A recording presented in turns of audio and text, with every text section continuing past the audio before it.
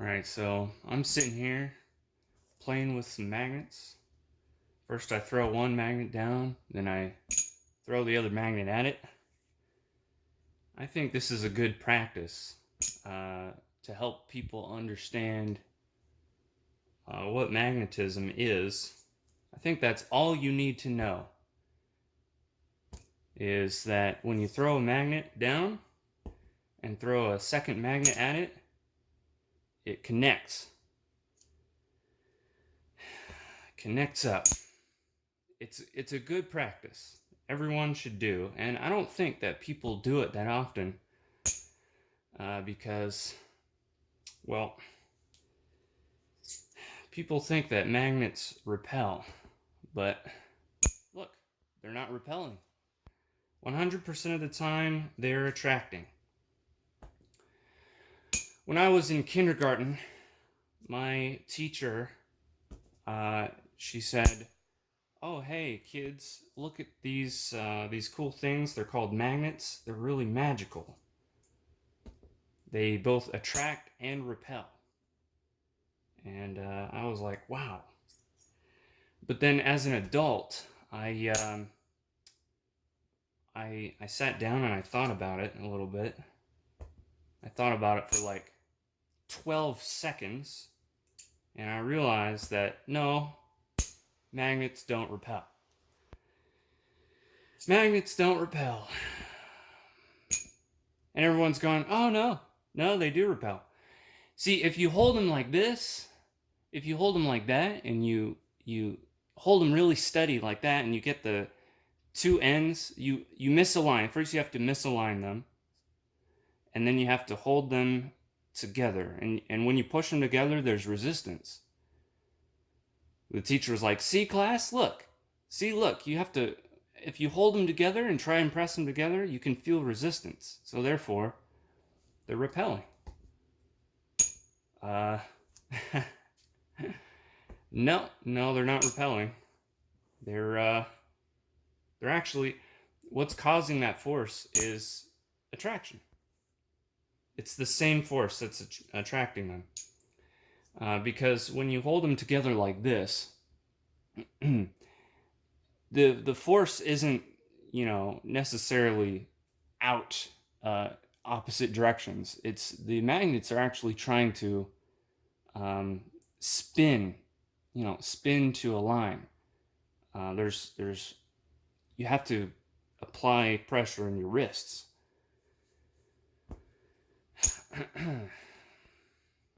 It's not a naturally occurring thing. You have to apply extra forces. The magnets themselves don't just repel. It's not like 50% of the time I'm throwing the magnet at the other magnet and it's shooting off in a different direction. No, 100% of the time it snaps together and aligns and snaps together. 100% of the time. It's actually impossible for them to shoot off in different directions. Because no matter what orientation the magnets are in, 100% of the time, they're going to change their orientation and align. And it's not even really attraction. Thinking of it as attraction is kind of it's not helpful for someone to understand. What's actually happening is that the magnets are trying to align. So why are magnets trying to align? Well, some electric universe people say that it's because there's little particles shooting out the end of the magnet. There's one side that repels and one side that attracts. It's because there's particles shooting out one side and particles being sucked in the other side. Or something like ether, which is, whatever you mean by ether.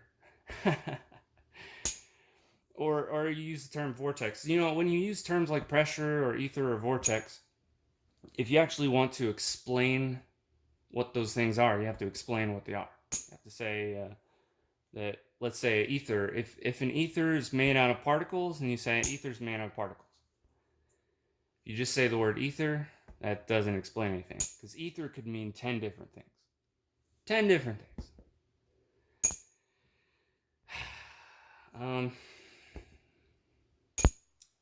Also, there's no such thing as a monopole. Okay. Yeah, no such thing as a monopole. Yeah, but I saw the math.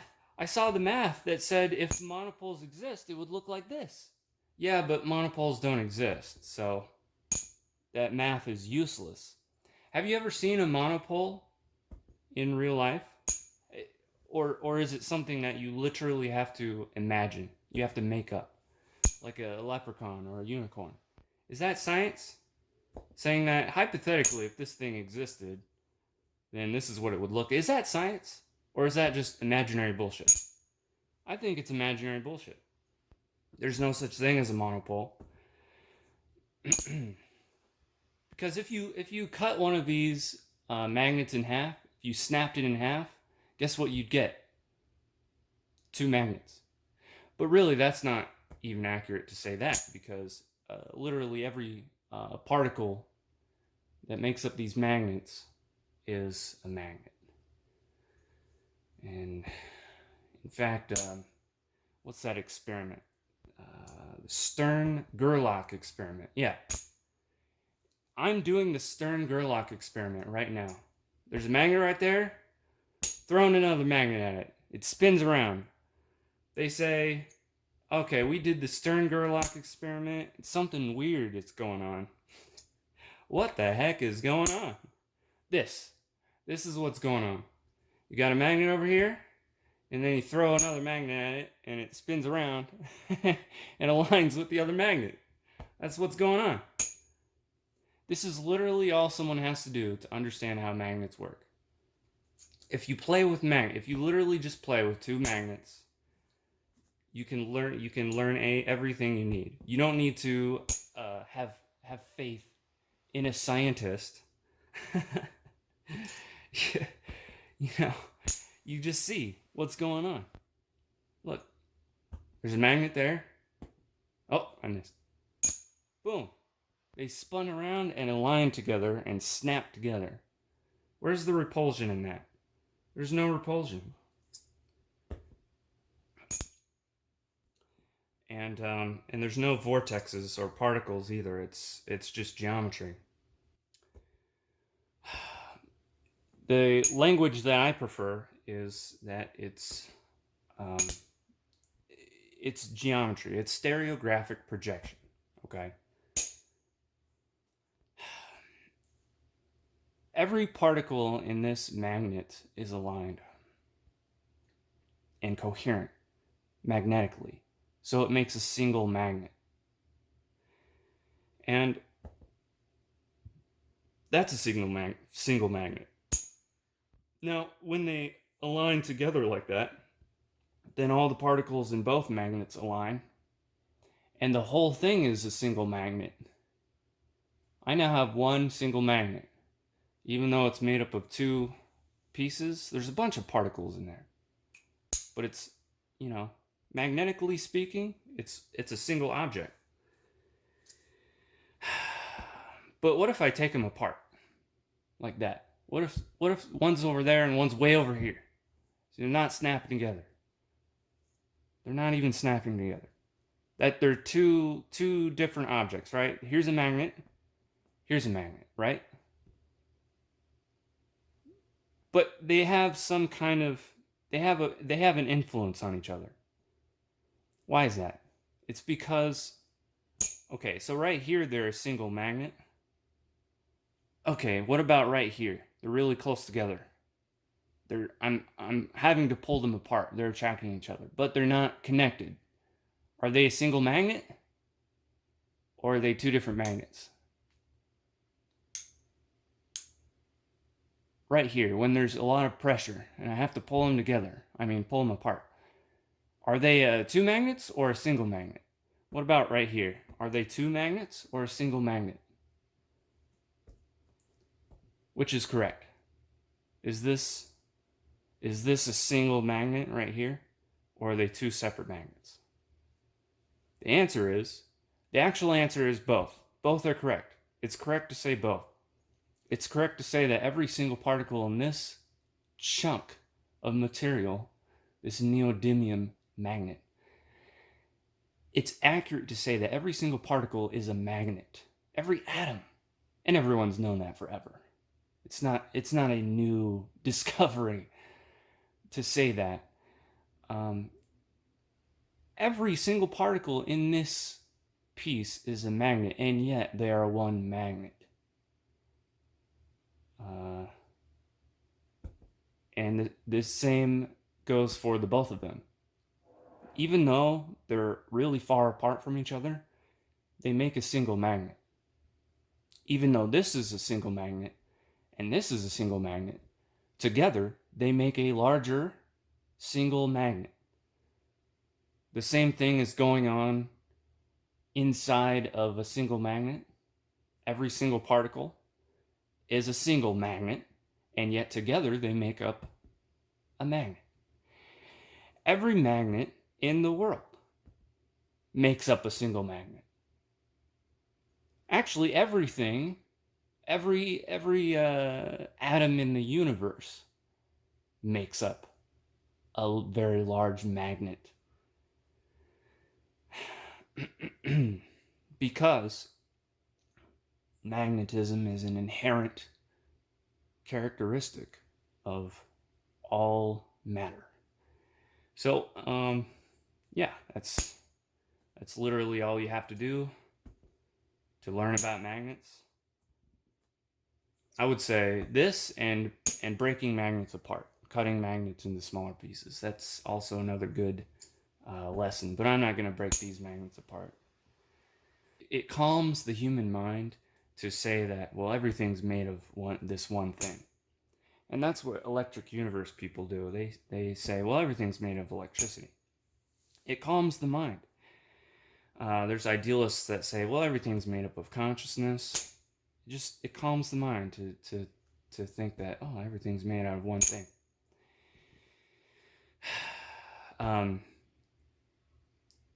The solution to that is the actual correct answer, if you're just going off of what makes the most sense and what calms the human mind the most, then monism is the thing that calms the mind the most.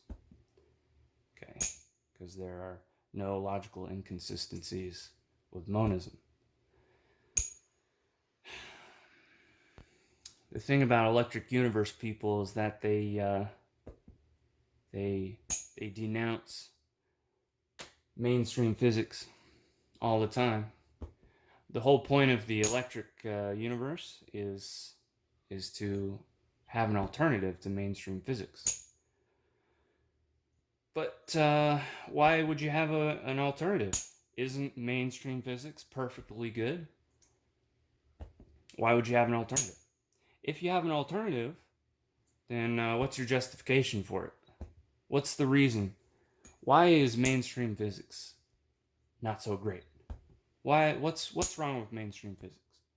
The answer is that mainstream physics for the past 30 to 50 years has been taken over by a postmodern atomist or physicalist cult.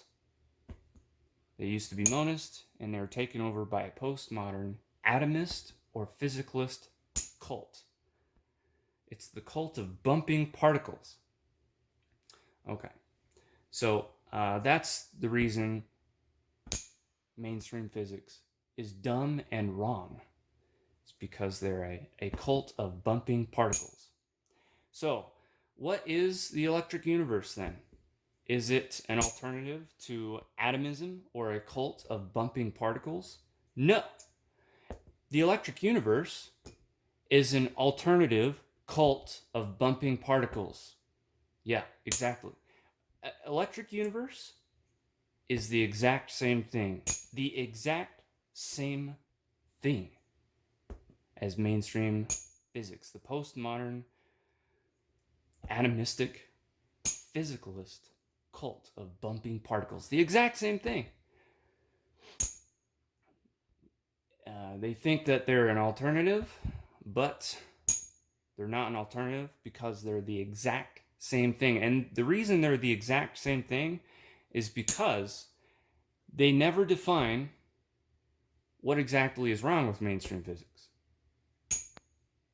And if you can't define exactly what's wrong with something, then you can't explain why your alternative is correct. Because, if you come up with an alternative to something, there could be 10 possible, 100 possible alternatives. But you're not going to know what the right alternative is unless you clearly define what was wrong with the first thing. And what is wrong, the precise thing that is wrong with mainstream physics, is that for the past 30 to 50 years, it has been taken over by a cult of bumping particles, also known as atomism or physicalism, which is a result of postmodernism. How more clear can I make it? How more clear can I make it? See, the world as it exists isn't a cult of bumping particles. Reality, the nature of being is not bumping particles. It's also not ghost particles or virtual particles. There are vortexes, but that's not the fundamental thing going on. Because if you say that there's vortexes, you have to, explain what the vortexes are made out of. And if you don't, if you just say that they're bumping particles, then you're no better than physics. All right? So, that is the end of today's lesson.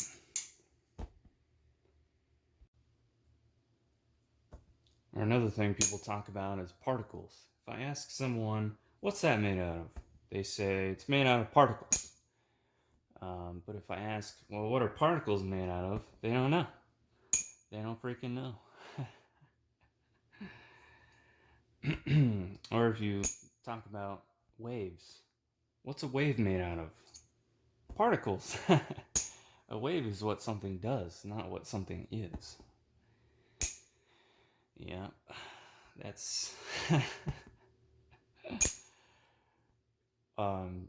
various words you could use. You could use various words in place of an explanation.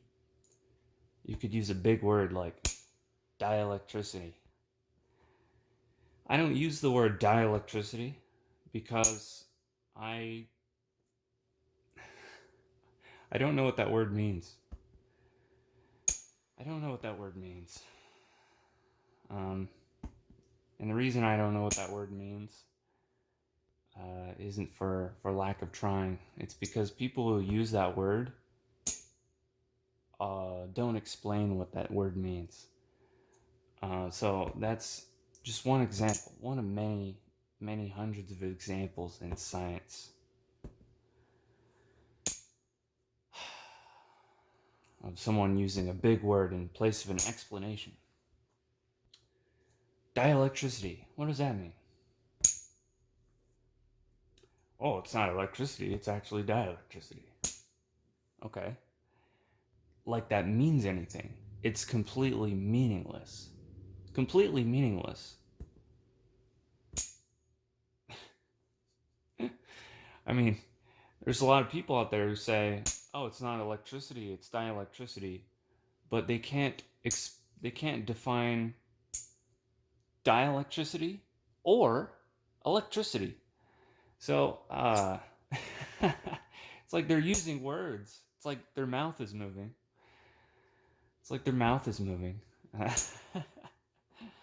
They're making sounds with their mouth. But it's meaningless, completely meaningless. People always talk about, oh, math. But what about the math? The math says that there's particles. Yeah, people who are part of the religion of math or the kind of people who talk about monopoles. Oh man, if monopoles existed, this is what it would look like. You've never seen a monopole. Oh my gosh, a monopole just flew over my house. Show me a monopole. I've never seen a monopole. And you've never seen a monopole. You know why? Because monopoles don't exist. And I don't give a hoot in hell about your math. So, yeah, no. I mean, math, math is helpful in a lot of different ways. But as far as I'm concerned, math is a form of psychology. Especially in the context of today's physics, who are all physicalists. They're part of the cult of bumping particles. So, I think that's about the end of my rant, and I hope that you have a wonderful day.